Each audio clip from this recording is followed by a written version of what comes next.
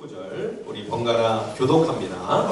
아사왕 제15년 셋째 달에 그들이 예루살렘에 모이고 그날에 노력하여 온 물건 중에서 소 700마리와 양 7,000마리로 여호와께 제사를 지내고 또 마음을 다하고 목숨을 다하여 조상들의 하나님 여호와를 찾기로 언약하고 이스라엘 하나님 여호와를 찾지 아니하는 자는 대소 남녀를 막론하고 죽이는 것이 마땅하다 하고 무리가 큰 소리로 외치며 피리와 나팔을 불어 여호와께 맹세하매 온 유다가 이 맹세를 기뻐한지라. 무리가 마음을 다하여 맹세하고 뜻을 다하여 여호와를 찾았으므로 여호와께서도 그들을 만나주시고 그들의 사방에 평안을 주셨더라. 아사왕의 어머니 마아가가 아세라에 가증한 목상을 만들었으므로 아사가 그의 태우의 자리를 패하고 그의 우상을 찍고 빻아 기드론 시냇가에서 불살랐으니 산당은 이스라엘 중에서 제하지 아니하였으나 아사의 마음이 일평생 온전하였더라. 그가 또 그의 아버지가 구별한 물건과 자기가 구별한 물건 곧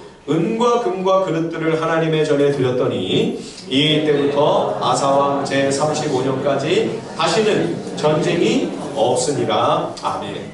예, 역대하 14장과 15장, 16장까지는 이 이스라엘 왕 아사, 솔로몬 왕의 증손자죠. 이 아사에 관한 내용입니다. 아사 왕은 앞선 솔로몬의 아들 르호보암이나 또 르호보암의 아들 아비야와는 달리 다윗 왕의 길을 걸어간 믿음의 사람이며 우상 숭배의 악한 문화를 개혁한 경건한 지도자로 평가를 받는 그런 인물입니다. 아사 왕의 역사 기록에서 가장 많이 반복되는 말은 여호와를 찾는다라는 표현입니다. 여호와를 찾는다, 하나님을 찾는다. 아사왕의 모든 역사의 기록은 결국 우리에게 종교개혁이라고 하는 것은 한마디로 우상을 찾지 아니하고 우상을 버리고 여호와만을 찾는 것이다. 이 소중한 진리를 우리에게 교훈해주고 있습니다. 자, 역대하 14장을 한번 볼까요? 자, 14장 한 장 앞으로 가셔서 역대하 14장 2절에서 5절을 제가 한번 읽어보겠습니다. 아사가 그의 하나님 여호와 보시기에 선과 정의를 행하여 이방 제단과 산당을 없애고 주상을 깨뜨리며 아세라상을 찍고 유다 사람에게 명하여 그 조상들의 하나님 여호와를 찾게 하며 그의 율법과 명령을 행하게 하고 또 유다 모든 성읍에서 산당과 태양상을 없애매 나라가 그 앞에서 평안함을 누리니라. 자, 지금 이스라엘 백성은 여호와를 섬기는 하나님의 왕입니다. 예, 이스라엘 사람이라면 누구나 하나님을 섬기고 예배하는 하나님의 언약 백성으로 자처하는데 여러분 실상은 어떻습니까? 하나님의 백성이 하나님을 찾지 않습니다. 예, 하나님을 찾는 대신 우상을 찾는 거죠. 우상을 더 의지하고 우상을 믿고 신뢰하며 하나님의 도움을 기다리는 것이 아니라 우상에게 도와달라고 매달리는 거죠. 예, 빌고 있는 거죠. 참 희한한 모양 아닙니까, 여러분? 아니, 어떻게 주의 백성 이스라엘이 늘 하나님께 제사를 드리고 제물을 바치면서 하나님께 경배한다고 하는데 어떻게 이렇게 실상은, 그 실제는 우상에게 더 도움을 청하며 살아가고 있는가? 참 이상하죠? 그러나 여러분, 오늘 우리들을 한번 정직하게 성찰해 보십시다. 우리는 과연 어떻습니까? 우리도 분명 하나님을 믿는다고 하고 예수를 믿는 그리스도인이라고 그렇게 이야기합니다. 그러나 여러분, 정작 위급할 때 내가 가장 먼저 찾는 것은 무엇입니까? 나는 하나님을 믿고 따르며 섬기는 그리스도인입니다. 그렇게 고백하면서도 실제 삶에서 여러분 내 생활의 현장 속에서 오늘 주일 말고 월요일부터 토요일까지 살아가는 내 삶의 현장에서 여러분 나는 과연 무엇을 더 의지합니까? 무엇을 깊이 신뢰하고 기대고 있습니다. 무엇을 꼭 붙들고 있습니다.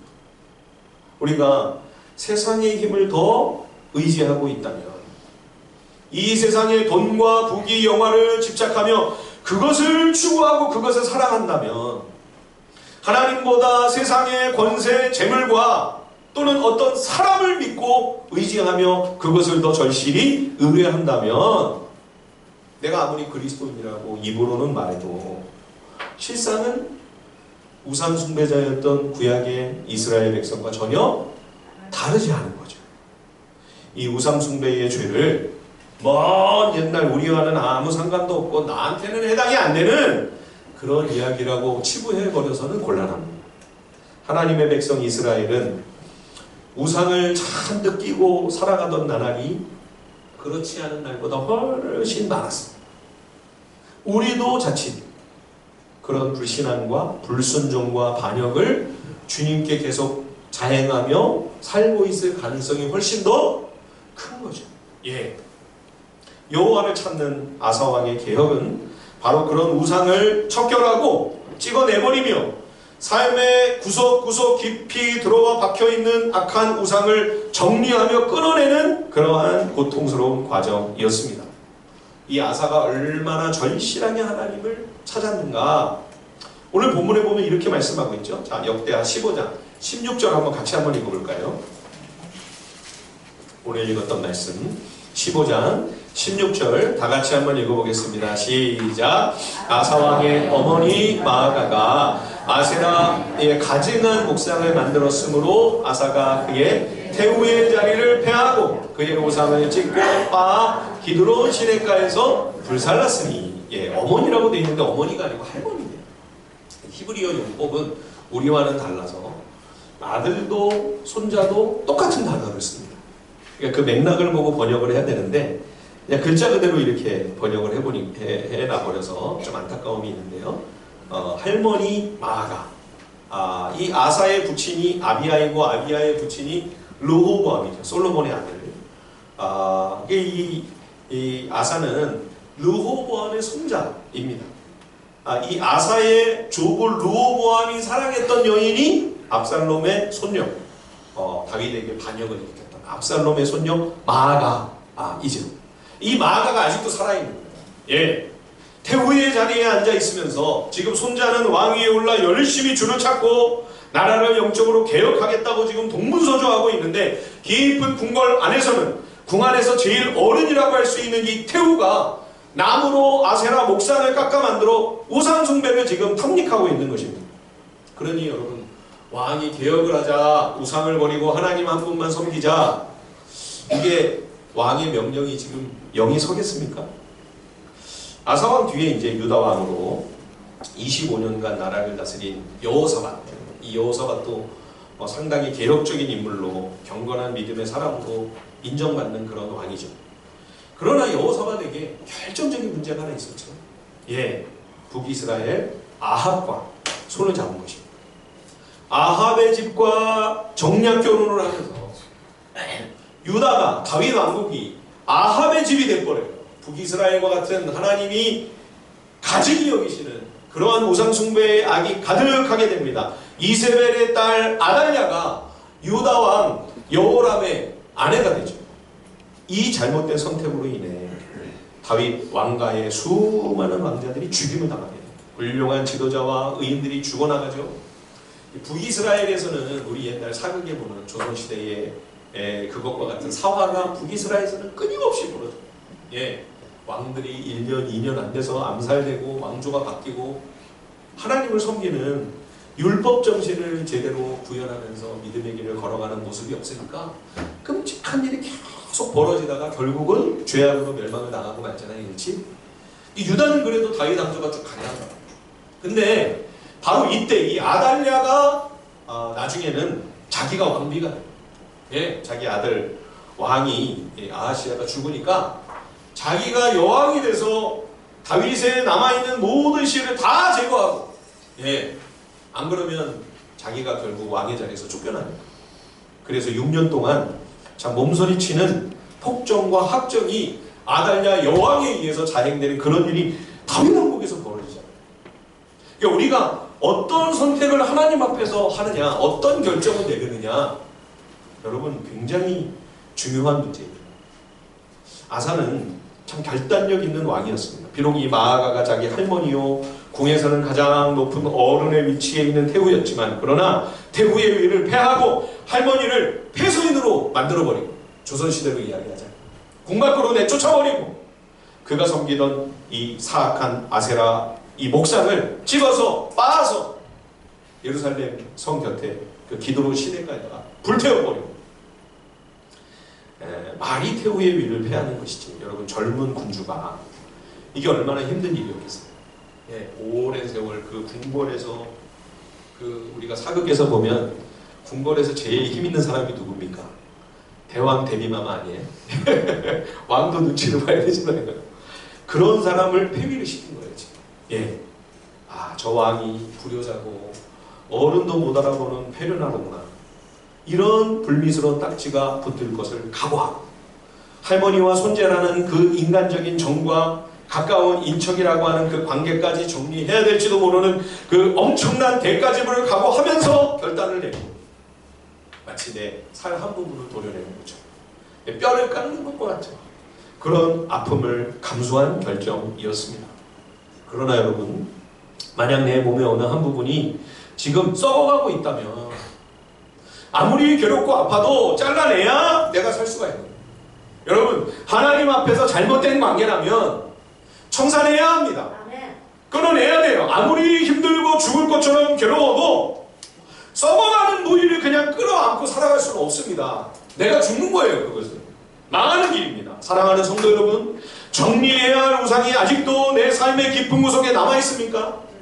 하나님이 악하게 여기시는 무엇이 내 속에 여전히 꿈틀거리고 있다면, 그것이 여전히 굳게 자리를 잡고 지금 버티고 있다면 여러분 속히 정리하셔야 됩니다. 빨리 버리세요. 그게 사는 길입니다. 우상을 버리는 거, 이거야말로 하나님을 찾는 신앙이요, 이것이 진정한 영적 개혁임을 우리에게 일깨워 줍니다. 두 번째로, 하나님을 찾는 영적인 개혁이란 말씀으로 다시 돌아가는 거죠. 자, 아까 우리 4절 다시 한번 보여주실까요? 자, 14장 4절. 거기 아마 띄워놨을 텐데요. 같이 한번 읽어볼까요? 14장 4절입니다. 다 같이 시작. 유다 사람에게 명하며 그 조상들의 하나님 여호와를 찾게 하며 그의 율법과 명령을 행하게 하고, 그래서 여호와 보시기에 아사와 백성들이 선하고 정의로운 길을 걸어가는 거예요.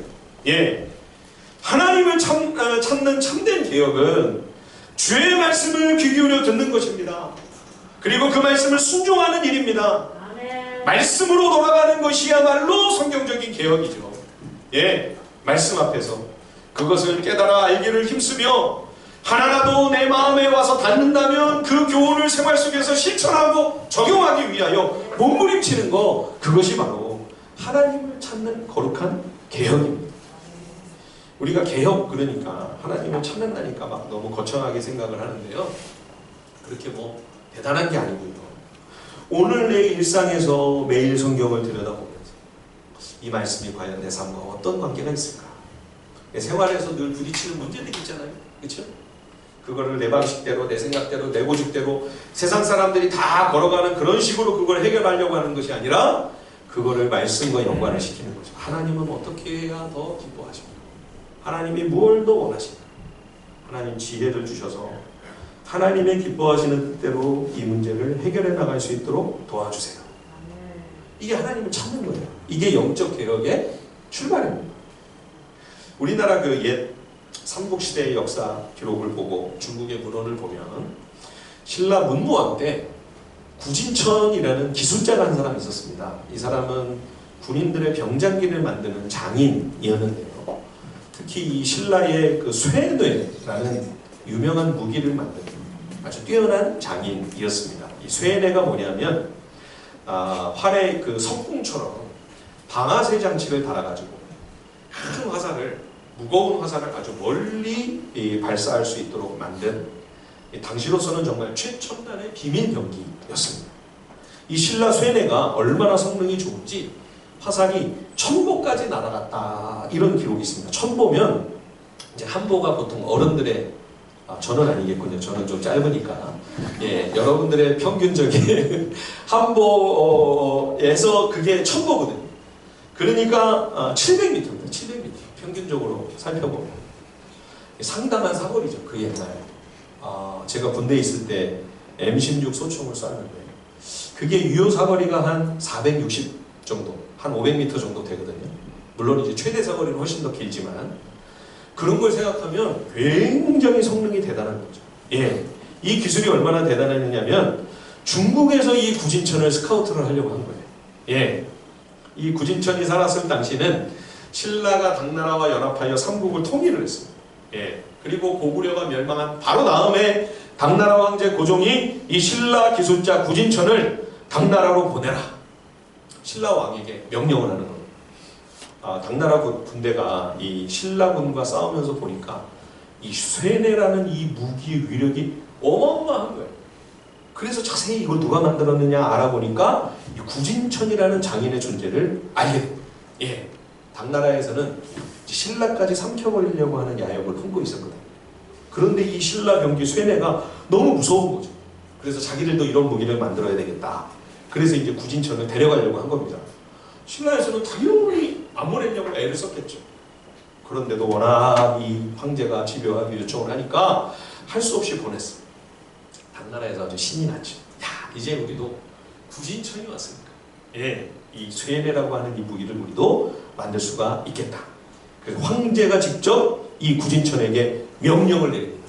똑같은 무기, 아니 더 성능 좋은 무기를 만들어라. 그래서 쇠뇌가 완성이 됐어요. 시연을 하는 날 황제 고종과 여러 고위 관료들과 군대 수장들이 다 참석을 한 가운데 방아쇠를 당겼습니다. 근데 화살이 얼마를 날아갔을까요? 30보를 날고 뚝 떨어지는 거예요. 난리가 났죠. 황제가 막 씩씩거리고 화를 내고, 아니 천보보다 더 멀리 날아갈 거를 기대를 했는데 아니 어떻게 30보를 날아가고 떨어져요. 구진천한테 약속을 했거든요. 너 신라 쇠뇌보다 더 좋은 쇠뇌를 만들면 중국에서 평생 호위무식 시켜주겠다. 그런데 왜 이렇게 됐냐고 물어보니까 구진천의 대답이 참 재밌습니다. 이게 신라 나무가 아니라 당나라 나무라서, 예, 이 재질이 달라가지고 똑같은 성능이 안 나오는 것 같습니다. 들어보니까 그럴듯하잖아요. 그래서 당 황제가 뭐라고 명령을 하냐면 신라에서 똑같은 나무를 해가지고 와라. 잔뜩 나무를 들여옵니다. 다시 만들어. 그래서 이제 또 한 번 제작을 했습니다. 시연하는 날이 당조했죠. 황제는 이번에는 성공 아니라 더 기대를 한 거죠. 이번에는 화살이 얼마나 날아갔을까요? 예, 60보를 날다가 또 떨어졌습니다. 아니 이게 어떻게 된 일이야? 이게 신라나무인데. 그랬더니 구진천이 뭐라고 대답을 했을까요? 신라나무이긴 한데 이게 서해바다를 넘어오다가 습기를 너무 많이 먹어가지고, 예, 그 바람에 지금 이 무기가 제대로 작동이 안 됩니다. 그리고 나서 이 구진천에 대한 기록이 중국에도 신라에도 더 이상 없어요. 딱 거기서 기록이 끝이에요. 구진천은 어떻게 됐을까요? 강제 추방됐을까요? 황제가 화가 나가지고 죽였을까요? 예, 알 수가 없죠. 그러나 분명한 것이 있습니다. 그것은 당나라에서 이 쇠뇌를 결코 만들지 못했다는 사실입니다. 구진천은 자기가 만약 이걸 만들게 되면 그 화살이 자기 동족, 고향 사람들과 가족들에게 향하게 될 것을 알고 있었던 거죠. 그래서 당나라를 위한 무기를 제작할 수가 없었을 것입니다. 어떤 화나 재앙이 나에게 닥친다 해도 내 가족과 내 동족들을, 내 나라를 짓밟을 대적들을 위한 무기를 만드는 일은 할 수 없다고 결단한 것이죠. 그 평범한 어느 한 명의 기술자의 의로운 결단이 우리 많은 조상들의 목숨을 살린 겁니다. 어떻게 보면 그 작은 결단이 역사를 바꿔놓은 거죠. 예. 그래서 이거는 그냥 옛날 이야기로만 우리가 할 수가 없어요. 오늘날에도 외국에서 평생 우리가 한번 만져볼 수조차 없는 거액을 제시하며 기업에 있는 우리 엔지니어들에게 기술을 몰래 유출하도록 그렇게 유혹을 한다고 하잖아요. 예. 그럴 때 다른 사람이면 혹시 자신의 어떤 욕망과 세상 탐욕을 위해 행동할지 모르겠으나 우리가 하나님 앞에서, 살아계신 하나님 앞에서 살아가는 그리스도인이라면 과연 하나님의 거룩한 말씀 앞에서 어떤 선택을 해야 될지 고민해야 되죠. 예, 남을 속이고 불법을 자행할지라도 내가 속한 회사와 국가에 큰 손실이 될 행위라 할지라도 나에게 이익이 될 것이라고 하는 계산 때문에 과연 믿음의 사람이 이런 선택을 해도 되는 것인가? 하나님의 사람이라면 말씀 앞에서 이 고뇌가 있어야죠. 여러분, 이 사람이 하나님을 찾는 사람입니다. 이 과정 속에서 말씀이 가리키고 있는 방향으로 우리가 한 발짝이라도 걸음을 내디딜 수 있다면 그것이 바로 거룩한 영적인 개혁인 거죠. 세 번째로 여호와를 찾는다라고 하는 것은 시련과 위기 앞에서 하나님의 도우심을 구하는 것입니다. 아사왕도 그렇고 여호사밧, 이스기야 하나님을 찾는 경건한 개혁왕들의 시대에 예외 없이 많은 대적들이 들고 일어나 이 유다를 침공했습니다. 히스기야 때는 아시리아 제국의 20만 대군이 유다로 쳐내려와서 예루살렘을 포위하지 않았습니까? 여호사밧 때도 암몬과 뭇, 에돔의 연합군이 엄청난 병력을 앞세워 유다를 쳐들어왔습니다. 아사 때도 지금 마찬가지입니다. 아프리카의 이 구스, 이디오피아 오늘날 그 나라의 왕 세라가 100만 대군을 이끌고 유다를 정벌하러 올려왔어요. 이때 아사왕이 하나님을 찾으며 부르짖습니다. 자, 우리 거기 한번 읽어볼까요? 역대하 14장 11절로 가서요.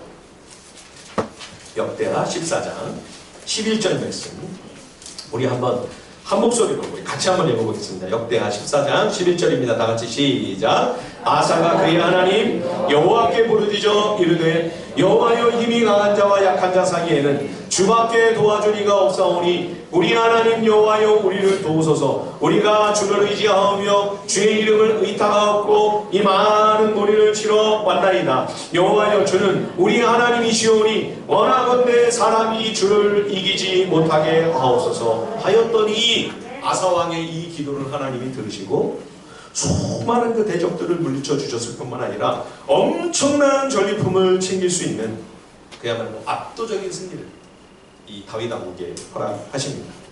사랑하는 성도 여러분, 우리가 온 우주의 창조자이신 여호와 하나님의 보좌 앞으로 나아가 나를 1대1로 만나주시고 내 간구를 부르짖음을 귀 기울여 들어주시는 하나님께 기도할 수 있다고 하는 것이 이게 얼마나 큰 영광이고 얼마나 대단하고 위대한 특권인가 말씀드렸죠. 여러분, 기도하는 것이야말로 하나님을 찾는 것입니다. 우리가 하나님께 나아가 기도하고 부르짖고 간구하는 것이 하나님을 성가시게 해드리는 게 아니에요. 어떤 분들은 막 그렇게 얘기를 해요. 아유, 기도하는 분들이 얼마나 많을 텐데 나까지 하나님 골치 아프시게 아유, 꽤나 하나님을 위하는 것 같아요. 그렇지 않습니다. 오히려 하나님은 우리가 하나님께 나아가 내 문제를 여쭙고 하나님께 의논드리지 않는 걸로 인해 서운해하십니다. 그걸 하나님이 안타까워하시고 그걸 하나님이 섭섭해하시지. 여러분, 우리가 하나님을 찾지 않는 거 이거는요 하나님을 인정하지 않는 것입니다. 기도하지 않는 것은 여러분 교만이에요. 기도하는 것이 겸손입니다. 기도하는 것이 하나님을 하나님으로 대접하고 하나님을 하나님으로 인정하는 거예요. 하나님을 찾는 것이야말로 하나님을 가장 높이는 일임을 여러분 기억하십시오. 저는 기도 제목을 이 컴퓨터에 다 써서 놓기도 하고 또 타이핑을 해서 다 적어 놓았습니다. 여러분도 한번 이렇게 적어서 중보하는 기도하는 일을 한번 해보시면 좋을 것 같아요. 여러분들의 큐티 노트를 사용하셔도 되고 기도 노트를 또 따로 마련하셔도 되고 적어서 기도하는 게 좋은 게 뭐냐면 기도를 계속 하다 보면 한 번씩 이 기도가 응답돼서 기도 제목을 지우는 이 재미가 굉장히 쏠쏠합니다. 우리 교회 장소를 위해서 기도했는데 하나님이 놀랍게 응답하십니다. 그죠? 우리 신홍철 집사님 오늘 아마 그 열이 많이 나가지고 지금 감기 때문에 오늘 못 오신 것 같은데 오랫동안 그 폐에 계속 그 찝찝한 문제가 있어서 그걸로 우리가 기도했는데 올해 참 하나님께서 응답하셨잖아요. 그렇죠?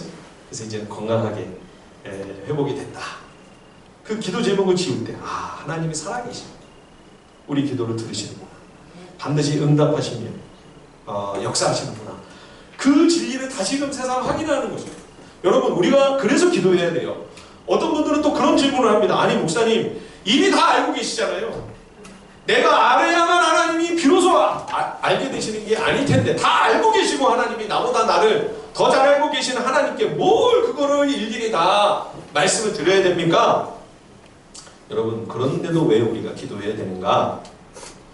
기도해야만 그 기도 응답이 되고 기도가 이루어질 때 이게 살아계신 하나님의 손길이로구나. 기도하는 사람만 그걸 알아요. 기도하지 않으면 그걸 몰라요. 아, 그냥 뭐 어쩌다가 우연히 운빨이 좋아서, 재수가 좋아서 그렇게 됐다고 생각을 해요.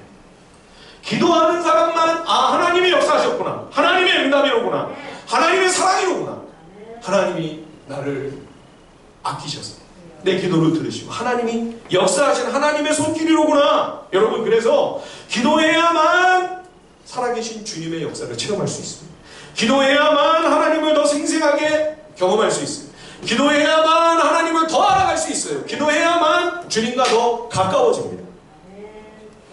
그리고 네 번째로요, 하나님은 주를 찾는 성도들에게 이렇게 주를 찾고 주님께 기도하고 말씀으로 돌아가고 우상을 정리하려고 애쓰는 이런 주를 찾는 참 이 개혁신앙의 길을 걸어가는 성도들에게 아주 소중한 선물을 주십니다. 자, 역대하 14장으로 한번 다시 가셔서요. 14장 7절 말씀 제가 한번 읽어보겠습니다. 14장 7절. 아사가 일찍이 유다 사람에게 이르되 우리가 우리 하나님 여호와를 찾았으므로 이 땅이 아직 우리 앞에 있나니 우리가 이 성읍들을 건축하고 그 주위에 성곽과 망대와 문과 빗장을 만들자. 우리가 주를 찾았으므로 주께서 우리 사방에 평안을 주셨느니라. 주를 찾는 자들에게 하나님이 평안을 주세요. 여러분, 이 평안은 아무 문제 없고 시련도 고난도 없이 편안하기만 한 그런 상태를 말하는 게 아닙니다. 지금 이 경건한 아사왕국 100만 대군이 쳐들어오잖아, 그렇죠? 그러나 그런 위험, 위기, 시련 누구에게나 똑같이 기도하는 사람에게도, 주를 찾는 하나님의 백성에게도 어려운 일이 때로는 있을 수 있지만, 그러나 주를 찾는 하나님의 사람에게 하나님은 결국 그 사방에 평안을 주십니다. 이 평안이라는 말이 정확하게는요, 안식이라는 단어입니다. 안식. 구약의 안식이라고 하는 단어가 크게 두 종류로 나눌 수가 있는데, 우리가 안식일을 할 때 쓰는 그 히브리어 샤파트라고 하는 그 단어는 주님을 예배하고 경배하기 위해 다른 모든 일들을 멈춘다. 내 모든 바쁜 일들을 정지한다. 하나님을 경배하기 위해, 하나님을 높이기 위해. 그래서 안식일이라고 하는 말은 사실 그 글자 그대로의 의미는 정지에, 멈춤. 예. 근데 또 하나 안식이라고 하는 말이 히브리어 단어 중에 누아흐라는 말이 있어요. 누아흐. 이 누아흐는 뭐냐면, 지금 이 역대하의 이 평안이라는 말이 바로 이 누아흐라고 하는 안식이라는 말인데요. 이거는 하나님을 찾는 하나님과의 올바른 관계 속에서 주님과 동행하는 주의 자녀에게 주시는 평화와 위로를 의미합니다. 이 누아라고 하는 말에서 우리가 잘 알고 있는 큰 방주를 지은 그 사람 이름이 뭐죠? 노아. 예, 그 노아 이름이 바로 이 누아흐에서 온 겁니다. 예, 라멕이 아들을 낳고 이름을 노아라 하여 이르되 여호와께서 땅을 저주하심으로 수고롭게 일하는 우리를 이 아들이 안위하리라. 노아의 이름의 뜻이 안위예요. 안위. 예, 위안을 준다. 위로와 평안을 준다. 아사왕의 시대는 왕과 백성이 하나님을 찾음으로 하나님께서 위로와 평안을 주셨습니다. 하나님을 찾는 자들에게 하나님은 위로와 평안이라고 하는 귀한 선물을 주십니다. 자, 오늘 본문 15장 12절부터 제가 14절까지 다시 한번 읽어보겠습니다. 또 마음을 다하고 목숨을 다하여 조상들의 하나님 여호와를 찾기로 언약하고 이스라엘의 하나님 여호와를 찾지 아니하는 자는 대소남녀를 막론하고 죽이는 것이 마땅하다 하고 무리가 큰 소리로 외치며 피리와 나팔을 불어 여호와께 맹세하네. 예, 하나님께서 아프리카의 대군을 100만 대군을 물리쳐 주시니까 왕과 백성들이 하나님께 모여 감사하면서 거국적으로 하나님과의 언약을 새롭게 다시 한번 갱신하는 것입니다. 우리가 여호와를 찾는 믿음의 길을 걸어가겠습니다. 여호와를 찾지 않는다면 죽는 것이 마땅합니다. 하나님을 향한 결연한 의지를 고백하는 믿음의 고백이죠. 자, 그리고 하나님께서 자 이렇게 응답을 하십니다. 15장 15절 우리 다 같이 한번 읽어볼까요? 역대하 15장 15절입니다. 다 함께 시작. 온 유다가 이 맹세를 기뻐한지라 무리가 마음을 다하여 맹세하고 뜻을 다하여 여호와를 찾았으므로 여호와께서도 그들을 만나주시고 그들의 사방에 평안을 주셨더라. 예, 주를 찾는 자들에게 사방에 안식을 주세요. 위로와 안위, 평안을 주세요. 여러분 솔로몬 왕의 시대를 한번 생각해 보십시오. 그 시대는 부족한 게 아무것도 없었죠. 예, 뭐 금과 은이 그냥 막 발에 채이는 게 은이었다고 그러잖아요. 금이 너무 많으니까 은은 뭐 그냥 돌고같이 흔했다. 예, 재물과 무기 영화와 말과 병거와 전무후무할 정도로 막강한 군사력, 국방력, 국력이 아주 최고였어요. 역사상 모든 것이 풍성하고 부족함이 없었습니다. 그런데 여러분 솔로몬 왕의 전도서를 읽어보십시오. 솔로몬이 행복했습니다. 그런데도 솔로몬의 마음에 안식이 없어요. 최고의 부자인데 전혀 행복하지가 않아요. 허무해요. 마음이 공허해요. 솔로몬의 인생에 안식이 없어요. 솔로몬의 시대는 모든 것을 다 가졌지만 그 영혼과 그 마음 중심에 참된 평화와 위로가 없었어요. 여러분 안식은 이 세상이 줄 수 없는 겁니다. 그거는 돈으로 살 수가 없는 거예요. 예? 좋은 침대는 돈을 많이 주고 살 수 있지만 편안한 잠은 돈을 주고도 못 사요. 그렇죠? 옛날에 그런 찬양이 있었죠. 평안을 너에게 주노라. 세상이 줄 수 없는, 세상이 알 수도 없는 평안, 평안을 내게 주노라. 옛날 같으면 제가 찬양을 불렀을 텐데 요즘은 노래를 하면 쇳소리가 나요. 예, 그래서 그냥 가사를 읽었습니다. 이런 평안은 하나님만이 주실 수가 있어요. 하나님을 찾는 자들에게만 주시는 그런 은혜, 하나님을 찾는 믿음의 사람들만 맛볼 수 있는 은총. 여러분 이것이 바로 영적인 안식이에요. 하나님은 이 선물을 주시려고 지금도 하나님을 찾는 믿음의 사람을 하나님은 찾고 계세요. 예, 자 우리 역대하 16장 9절 한번 같이 한번 읽어볼까요? 예, 한번 띄워주십시오. 예, 다 같이 시작. 여호와의 눈은 온 땅을 두루 감찰하사 전심으로 자기에게 향하는 자들을 위하여 능력을 베푸시나니. 예, 저는 이것이 역대하의 아마 전체의 키워드가 아닌가 생각을 해요. 전심으로 하나님을 향하는 자들, 이 사람들이 하나님을 찾는 진짜 개혁자들입니다. 하나님은 이렇게 하나님을 전심으로 찾는 믿음의 사람을 찾고 계세요. 예. 그리고 그런 사람을 찾으시면 하나님은 능력을 베풀어 주셔서 그로 하여금 세상을 이기게 하시고 소망 없고 어두운 이 땅에서도 안식과 평안을 누리며 그것을 베풀고 나누며 살게 하시는 거죠. 이 안식을 다르게 표현한다면 저는 자유라고 그렇게 말하고 싶습니다. 자유. 여러분 자유가 뭡니까? 지난 일주일 동안 딱 일주일이었죠, 그죠? 예, 일터에서 벗어나 놀면서 푹 쉬시니까 자유로우셨어요? 좋은 데로 여행을 떠나서 마음껏 즐기면 여러분 그게 자유입니까? 그런 게 자유가 아니고요. 그거는 상대적인 자유일 뿐이고요. 절대적인 자유, 진짜 자유는 뭐냐? 그거는 나로서 만족할 수 있는 것입니다. 세상이 끊임없이 재고 비교하고 뭐 나를 들었다 놨다 나는 가만히 있는데 그러죠.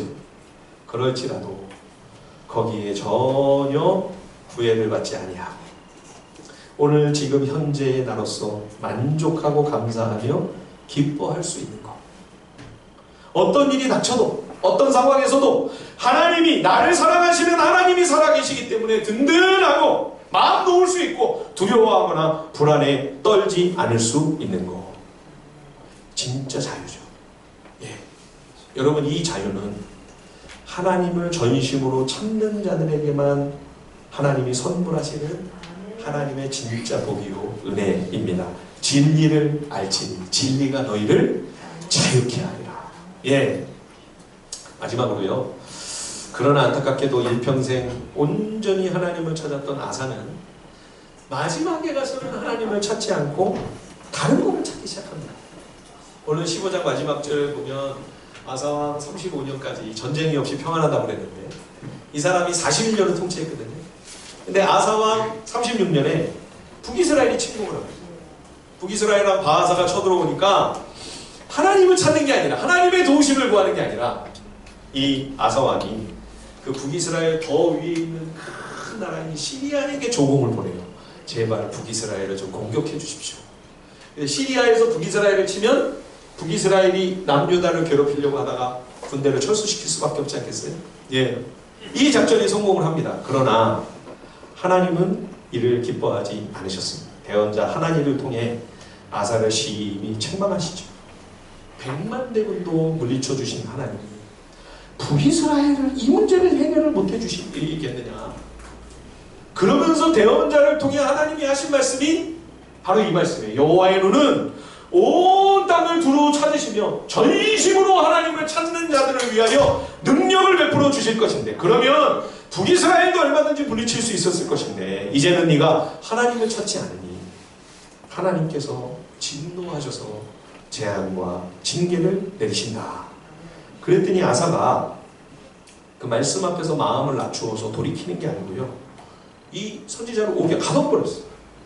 뿐만 아니라 하나님 말씀으로 왕에게 간언하는 의인들을, 의로운 신하들을 학대를 하는 거예요.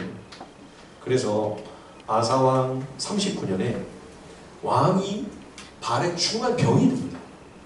아마 당뇨가 와서 발에 괴사가 진행된 것이 아닌가 싶습니다. 근데 역대하 16장을 보면 참 안타까운 게, 그런데도 아사가 하나님을 찾지 않습니다. 자, 16장 한번 가볼까요? 역대하 16장. 역대하 16장 12절 우리 마지막으로 다 함께 한번 읽어보겠습니다. 역대하 16장 12절 다 같이 시작. 아사가 왕이 된 지 39년에 그의 발이 병들어 매우 위독했으나 병이 있을 때에 그가 여호와께 구하지 아니하고 의원들에게 구하였더라. 의사에게 치료받고 약 먹는 게 잘못됐다는 이야기가 아닙니다. 이것이 하나님의 징계임을 깨닫고 아사가 이제라도 하나님을 찾아야 되는데 이런 상황에 이르러도 그는 하나님을 찾지 않았다라고 하는 사실을 안타까운 마음으로 지금 기록하고 있는 말씀인 거죠. 사랑하는 성도 여러분, 하나님께서 말씀하시고 하나님이 매를 드실 때는 은혜의 때입니다. 이것은 하나님의 극진한 나를 향한 사랑의 증표입니다. 말씀하실 때 돌이켜야 돼요. 징계하실 때 이때도 아직은 늦지 않은 겁니다. 이때라도 진정으로 뉘우치고 악한 길에서 떠나 돌이키면 하나님이 용서해 주시고 긍휼과 자비를 베풀어 주세요.